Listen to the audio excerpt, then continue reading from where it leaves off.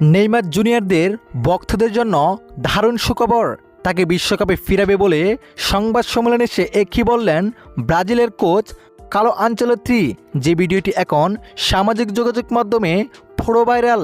তবে কি বিশ্বকাপে পা রাখতে যাচ্ছে বিশ্বের অন্যতম সেরা ফুটবলার নেইমার জুনিয়র? জানুন বিস্তারিত। দর্শক, হাতে গোনা আর মাত্র 1 মাসের মতো সময় বাকি রয়েছে বিশ্বকাপের। এরপরে শুরু হয়ে যাবে বিশ্বের সবচেয়ে বড় ফুটবল বিশ্বকাপ। এর আগে প্রত্যেক দলেরই বিশ্বকাপের জন্য স্কোয়াড ঘোষণা করতে হবে, যেখানে ব্রাজিলেরও করতে হবে। তাই তো আগামী 18ই মে ব্রাজিলের শক্তিশালী স্কোয়াড ঘোষণা করবেন। প্রাথমিক স্কোয়াডে রেখেছেন নেইমার জুনিয়রকে। তবে প্রাথমিক স্কোয়াড থেকে চূড়ান্ত স্কোয়াডে রাখবেন কি তা এখনও স্পষ্টভাবে জানা যায় নাই। তবে এক ভিডিও বার্তায় বিষয়টি ক্লিয়ার করেছেন ব্রাজিলের কোচ কার্লো আনচেলত্তি, যেখানে তিনি জানিয়েছেন, নেইমারকে আমি বিশ্বকাপে রাখার জন্য আর 3 মাস আগেই পরিকল্পনা করে রেখেছি। নেইমার ছাড়া বিশ্বকাপ আমাদের জন্য অসম্পূর্ণ হয়ে থাকবে।